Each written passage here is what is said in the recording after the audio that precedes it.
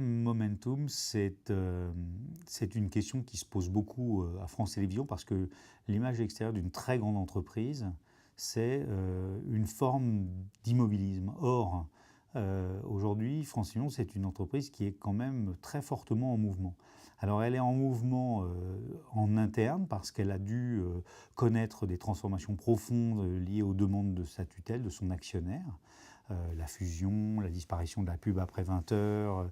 Et puis elle est en mouvement vis-à-vis de l'extérieur, du fait du contexte extérieur, qui dans les médias est un contexte de très grande mutation, qui se résume en 2 points. D'une part, les nouvelles technologies apportent la dimension du numérique à l'ensemble de nos métiers et ça a un impact très très très violent sur tous les médias. On l'a vu avec la presse écrite, c'est très vrai aujourd'hui dans la télévision. Et le deuxième aspect, c'est une individualisation des comportements des gens. Donc la télévision est toujours un mass média, mais de plus en plus de gens regardent des programmes de télévision quand ça leur chante, avec l'outil qu'ils souhaitent, au moment où ils le souhaitent. Donc Momentum, ça résume bien tous ces enjeux qui sont ceux de France Télévisions, ceux du secteur, ceux de cette entreprise qui est en train de se transformer et qui doit communiquer à l'extérieur cette idée de transformation.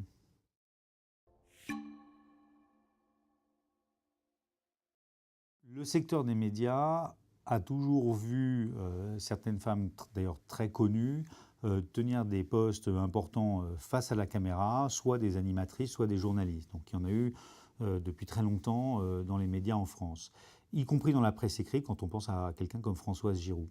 Ce qui a toujours par contre fait défaut au secteur des médias, c'est des femmes qui managent les entreprises, des gestionnaires, des capitaines d'industrie, des dirigeantes. Les femmes sont essentielles pour faire bouger le secteur des médias dès lors qu'on est dans la question du rapport au public.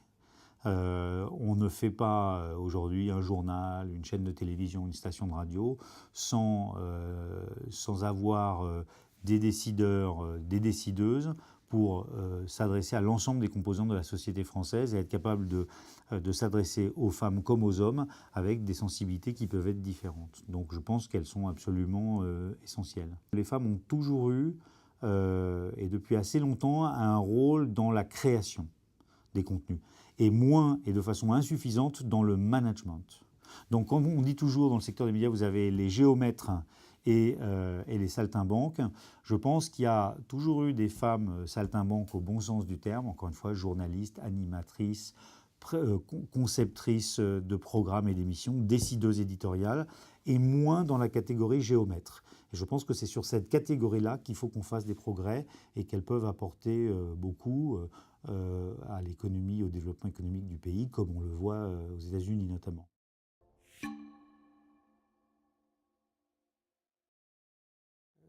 Ma réflexion est qu'il y a depuis très longtemps des femmes qui ont des postes importants, soit face à la caméra, soit des rôles éditoriaux importants, de direction d'unité de programme, de direction de chaîne, et que donc le sujet n'est pas tant du côté de la fonction créative, ce qu'on appelle un peu dans notre métier les saltimbanques, que plutôt du côté de ce qu'on appelle les géomètres, donc les gens qui gèrent et qui encadrent et qui managent au plus haut niveau nos entreprises de médias.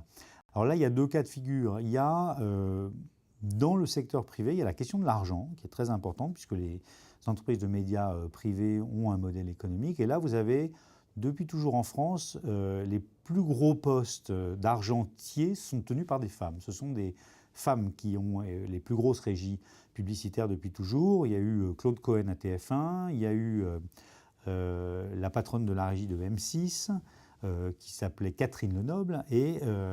Et puis, à l'heure actuelle, vous avez encore la patronne de la régie de Lagardère, qui est Constance Binquet.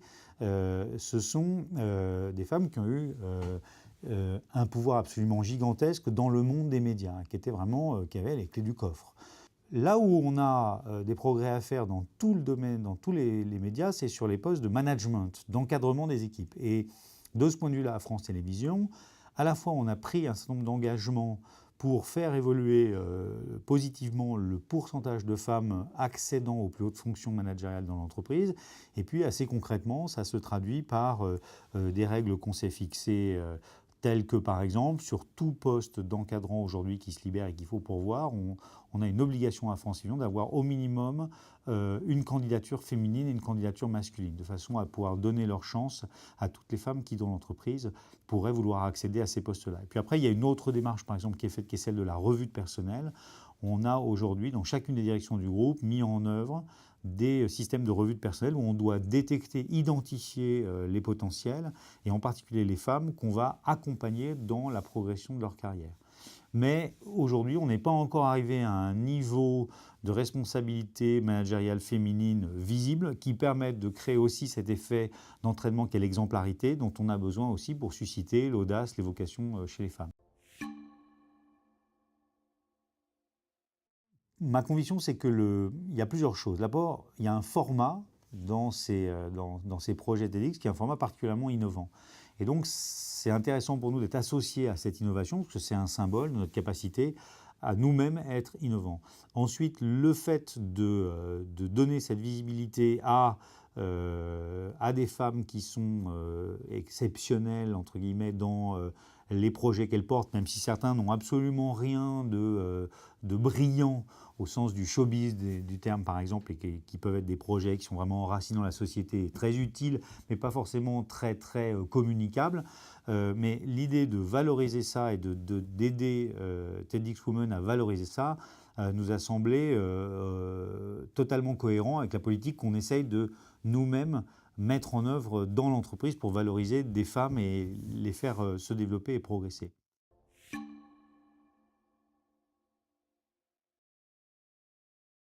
Ce que j'attends de la journée TEDx Women, c'est essentiellement de l'énergie et de l'inspiration.